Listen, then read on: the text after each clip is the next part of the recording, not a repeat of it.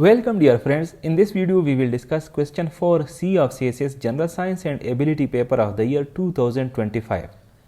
The question is related to human caused pollution, examples and effects.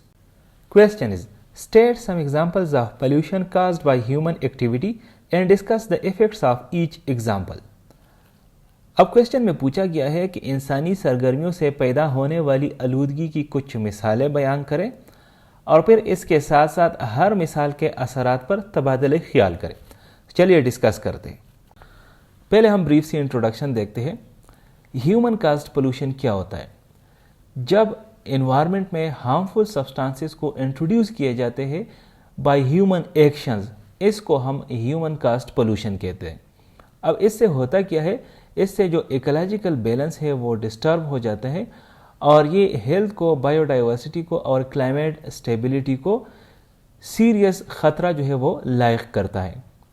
United nation environmental programme और world health organisation के मुताबिक इस वक्त दुनिया में जो लोग सांस ले रहे हैं तो तकरीबन 90% लोग जो है वो आलूदा हवा में सांस ले रहे हैं। अब हम ह्यूमन काज्ड पोल्यूशन के एग्जांपल्स को देखते हैं और साथ साथ इनके इफेक्ट्स को देखते हैं। तो जो पहले नंबर पे दैट इज़ एयर पोल्यूशन। अब एयर पोल्यूशन किस तरह से काज होती है? जब हम व्हीकल्स में, फैक्ट्रीज़ में या पावर प्लांट्स में फॉसिल फ्यूल्स को जलाते हैं तो इनसे जो धुआं निकलता है वो हवा के साथ शामिल हो जाता है और हवा जो है वो आलूदा हो जाती है। तो इनके इफेक्ट्स क्या होते हैं? जो PM 2.5 का लेवल है वो बढ़ जाता है। अब 2.5 क्या है? PM 2.5 से मुराद वो पार्टिकुलेट मैटर है या वो छोटे ज़र्रात है जो कि हवा में मौजूद होते हैं और इनकी जो डायमीटर होती है वो 2.5 माइक्रोमीटर से कम होती है। अब इतने छोटे डायमीटर वाले ज़र्रात जब हवा में होते हैं और हम सांस लेते हैं तो हमें पता भी नहीं चलता और ये हमारे लंग्स में चले जाते हैं और लंग्स के साथ साथ इवन ये ब्लड स्ट्रीम में भी एंटर हो जाते हैं। इसके साथ साथ हवा की आलूदगी में जो दूसरा चीज़ आता है दैट इज़ नाइट्रोजन डाइऑक्साइड, इनके लेवल्स भी बढ़ जाते हैं। तो इनसे क्या होता है, जो आस्थमा है और ब्रोंकाइटिस, इस तरह की बीमारियां जो है वो काज हो जाती हैं। इसके अलावा एयर पोल्यूशन का जो दूसरा सबसे बड़ा इफ़ेक्ट है वो ये है कि हवा में जब कार्बन डाइऑक्साइड और मीथेन इमिशंस जो है वो शामिल हो जाते हैं तो ये क्लाइमेट चेंज को कंट्रीब्यूट करते हैं।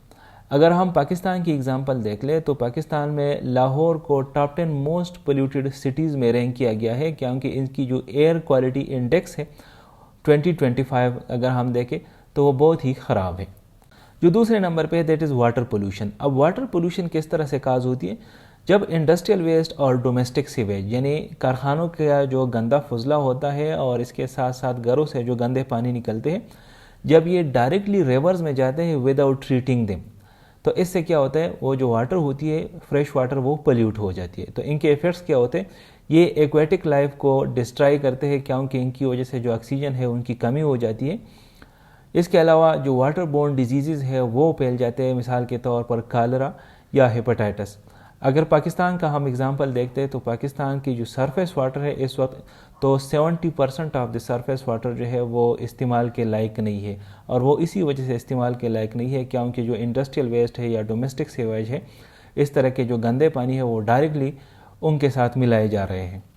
जो तीसरे नंबर पे दैट इज़ लैंड पोल्यूशन। अब लैंड पोल्यूशन किस तरह से काज होती है? जब प्लास्टिक, साइलेंट गार्बेज या नॉन बायोडिग्रेडेबल मवाद डायरेक्ट जो है साइल में डंप किए जाते हैं तो इससे लैंड पोल्यूशन हो जाती है।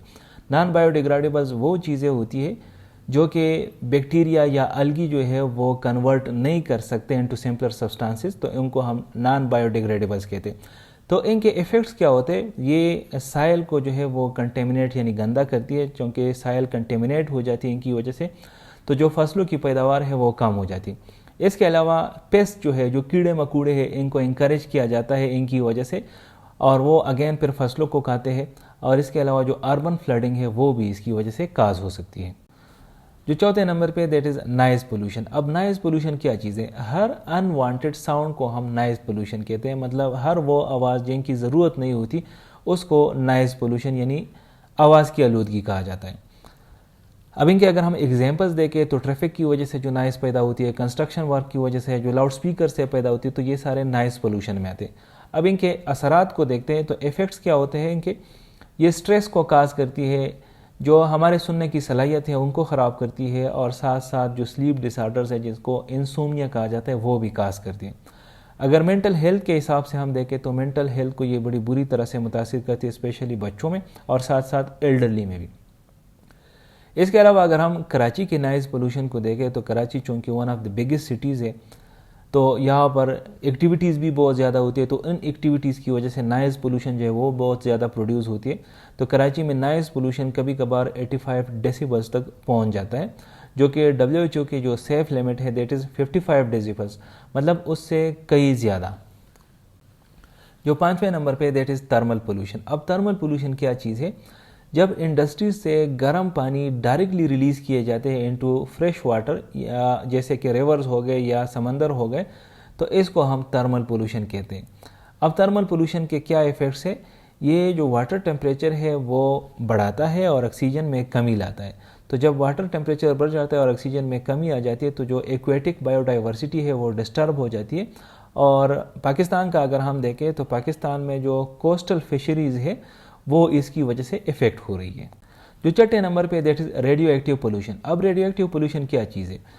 تو جب نیوکلیئر ٹیسٹنگ یا ریڈیو ایکٹیو ویسٹ، مثال کے طور پر یورینیم جو کہ ایک ریڈیو ایکٹیو ایلیمنٹ ہے، اس کے جو ویسٹ ہے، اگر اس کو پراپر طریقے سے ڈسپوز نہ کیا جائے تو اس کی وجہ سے جو پولوشن اس علاقے میں پیدا ہوگی اس کو ہم ریڈیو ایکٹیو پولوشن کہیں گے۔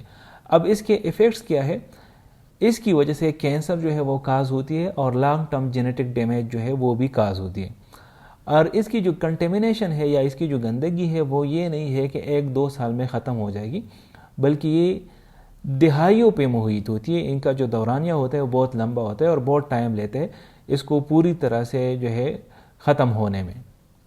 اب اگر اس سارے ڈسکشن کو ہم کنکلوڈ کریں تو ہم کہہ سکتے ہیں کہ انسانوں کی وجہ سے جو آلودگی پھیلتی ہے تو وہ ایکو سسٹم کو بھی خطرہ لاحق کرتی ہے، ہیلتھ کو بھی کرتی ہے اور کلائمیٹ کو بھی کرتی ہے۔ تو ان کے لیے جو ایفیکٹو کنٹرولز ریکوائرڈ ہے اس میں شامل ہے environmental education and enforcement of laws, sustainable industry and waste management, اور اس کے ساتھ ساتھ global cooperation. Thank you for watching this video. Stay blessed.